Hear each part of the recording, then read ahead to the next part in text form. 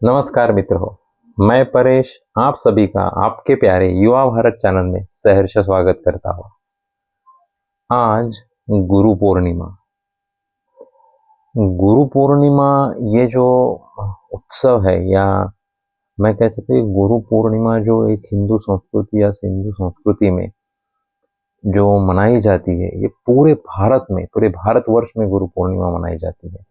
और इसके लिए कोई जाति का भी निर्बंध नहीं है। हर व्यक्ति गुरु पूर्णिमा मनाने की कोशिश करता है।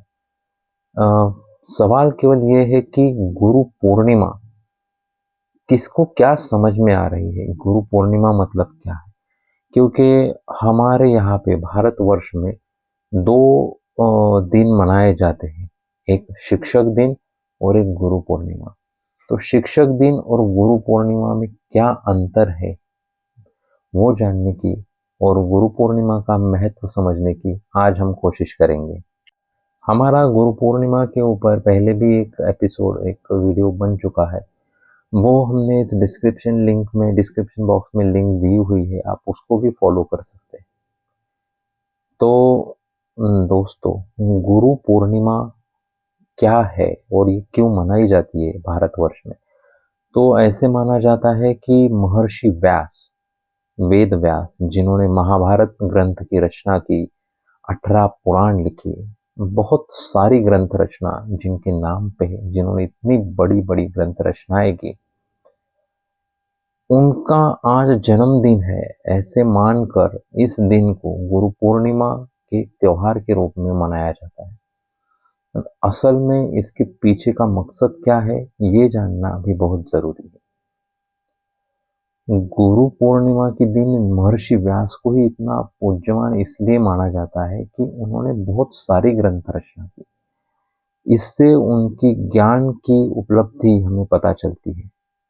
हमें ये पता चलता है कि महर्षि व्यास ने ना ही केवल महाभारत, जो जगत में सबसे बड़ा ग्रंथ, सबसे बड़ा महाकाव्य माना गया है, वो महाभारत उन्होंने लिखा, और वो छोड़ के भी उन्होंने 18 पुराण लिखे।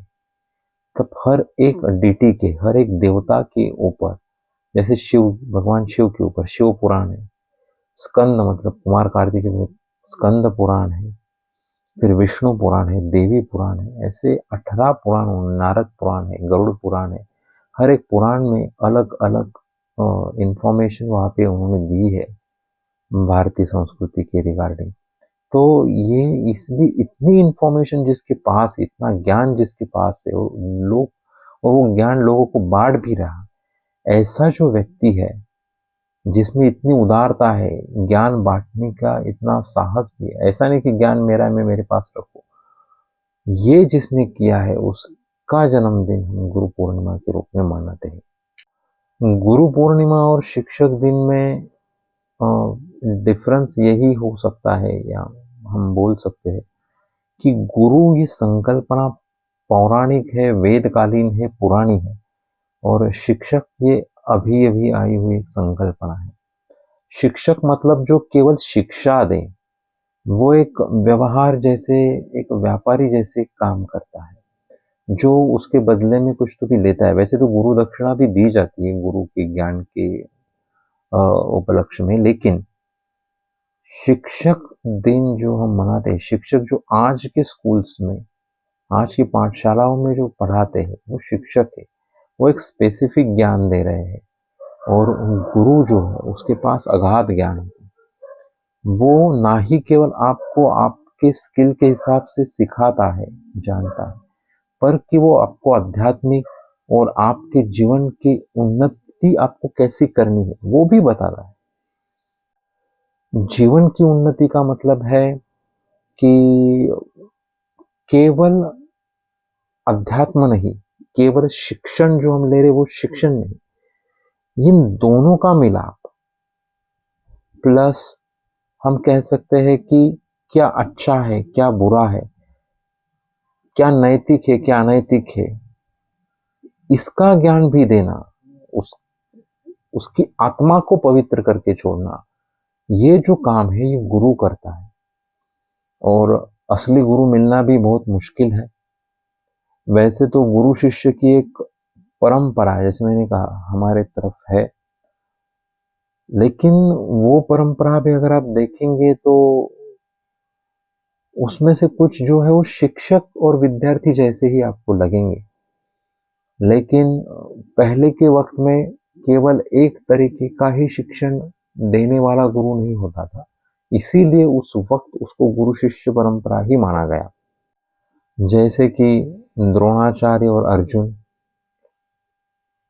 या फिर हम कह सकते हैं कि वशिष्ठ और प्रभु श्री राम, छत्रपति शिवाजी महाराज, उनके गुरु दादोजी कोंडदेव, या फिर समर्थ रामदास, अनेक उदाहरण हैं। तो संत तुकाराम, तो जो गुरु है, जो ज्ञान दे, जो जीवन से आपका उद्धार करे, वो गुरु है। ऐसा माना गया है कि इस जीवन में जो हमें कुछ सिखला दे, वो गुरु है। जिनको हमने गुरु माना, गुरु दत्तात्रेय, ऐसे माना जाता है कि उन्होंने तो 52 गुरु किए थे। तो जो भी हमें कुछ सीख दे जीवन में आगे बढ़ने के लिए, आत्मिक उन्नति के लिए, वो हमारा गुरु है। और ऐसे गुरु में ऐसे गुरु में सबसे पहला नाम आता है हमारी माँ का। हर एक पुत्र के लिए, हर एक पुत्री के लिए, हर एक उस बच्चे के लिए सबसे पहला गुरु है उसकी माँ। वही उसको बोलना चलना सिखाती है। इस जीवन में आने के बाद क्या क्या जरूरी है वो सिखाती है। इसलिए सबसे पहले गुरु माँ होती है। उसके बाद उसके पिता उसके गुरु बनते हैं। वो उसको सिखाते हैं कि उसको जीवन में कैसे चलना है, आगे अपने भरण पोषण के लिए क्या करना है। वो उसके पिता उसको एक मार्गदर्शन दिखाते हैं। लेकिन भरण पोषण के लिए जो ज्ञान आवश्यक है, वो जीवन में उसको, जिससे वो पूरे जीवन भर, जिंदगी भर जिसको लेके चलेगा, एक समाज में एक अच्छा नागरिक बनेगा, वो ज्ञान उसको उसके शिक्षक गुरु देते हैं, जो एक शिक्षा देते हैं। और इन सबसे भी बड़े एक गुरु होते हैं जिनको हम गुरु माने, वो होते हैं हमारे असली गुरु, जो हमें इस जीवन से ही पार कैसे हमारी नैया लगी, इसका ज्ञान देते हैं। और ऐसे गुरुओं में हम बात कर सकते हैं, अभी की जीवन की अगर बात करें, पिछले 100-150 सालों की, तो हमें श्री स्वामी समर्थ महाराज दिखेंगे, शिरडी के भगवान श्री साईं बाबा दिखेंगे, या शेगांव के श्री गजानन महाराज दिखेंगे, संत कबीर दिखेंगे, तुलसीदास जी दिखेंगे। ऐसे बहुत सारे लोग हैं जिन्होंने अपने ज्ञान से लोगों को प्रभावित किया है, उनका मार्गदर्शन किया है। ऐसे उन सारे गुरुओं को मैं प्रणाम करता हूँ। और एक बात अवश्य कहूँगा जाते जाते, कि हर एक को अपने जीवन में गुरु अवश्य बनाना चाहिए। गुरु निस्वार्थ होता है, वो अपने शिष्य की भलाई के लिए ही जीता है और उसको आगे ले जाने के लिए ही जीता है। इसीलिए हर एक को एक गुरु अवश्य ढूंढना चाहिए और उस पे पूरी श्रद्धा के साथ विश्वास रखना चाहिए। अगर ऐसे विश्वास आप रखोगे और उसकी हर आज्ञा का पालन बिना संशय से करोगे, तो आपका उद्धार निश्चित है। इसी नोट पर हम आपसे विदा लेते हैं। आप और इसमें कुछ जानकारी ऐड करना चाहे तो हमारे कमेंट बॉक्स में लिख सकते हैं। ये वीडियो आपको कैसे लगा, ये कमेंट बॉक्स में ज़रूर लिखिए। और इस चैनल को लाइक कीजिए, सब्सक्राइब कीजिए, शेयर कीजिए।